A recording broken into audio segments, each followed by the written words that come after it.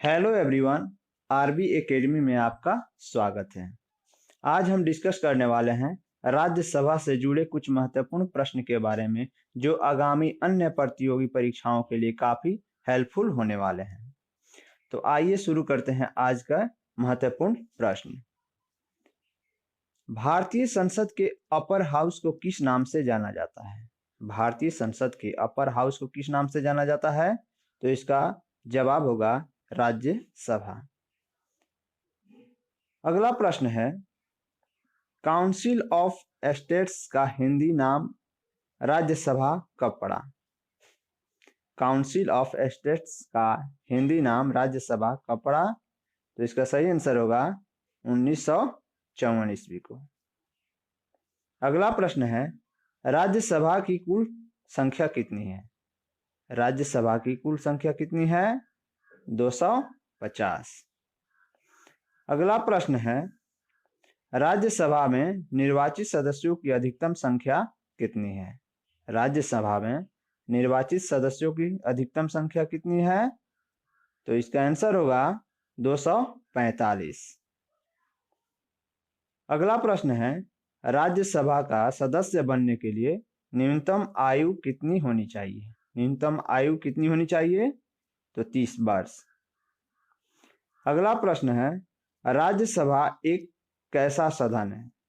राज्यसभा एक कैसा सदन है? तो अस्थायी सदन है। अगला प्रश्न है, राज्यसभा को अस्थायी सदन कहते हैं क्योंकि? इसका सही जवाब होगा इसे विघटित नहीं किया जा सकता है। अगला प्रश्न है, राज्यसभा एक अस्थायी सदन होने के कारण इसका सही जवाब होगा 1/3 सदस्य प्रति 2 वर्ष पर सेवानिवृत्त होते हैं। अगला प्रश्न है, राज्यसभा के द्विवार्षिक चुनावों की अधिसूचना कौन जारी करता है? राज्यसभा के द्विवार्षिक चुनावों की अधिसूचना कौन जारी करता है? तो इसका सही जवाब होगा निर्वाचन आयोग। अगला प्रश्न है, राज्यसभा के सदस्यों का चुनाव किसके द्वारा किया जाता है? राज्यसभा के सदस्यों का चुनाव किसके द्वारा किया जाता है? तो इसका सही जवाब होगा विधानसभा के चुने हुए सदस्यों द्वारा।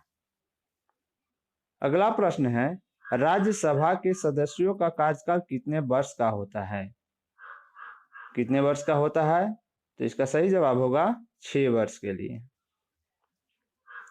अगला प्रश्न है, राज्यसभा का कार्यकाल जो मूल संविधान के अंतर्गत 5 वर्ष था, 42वें संशोधन द्वारा बढ़ाकर कितना कर दिया गया है? तो इसका सही जवाब होगा 6 वर्ष।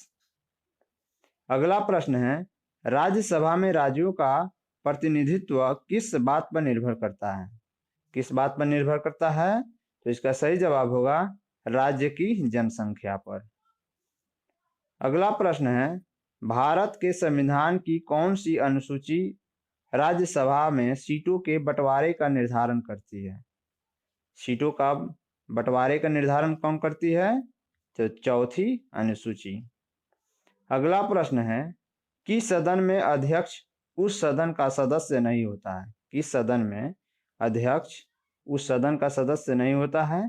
तो राज्यसभा। अगला प्रश्न है, राज्यसभा का सभापति कौन होता है? राज्यसभा का सभापति कौन होता है?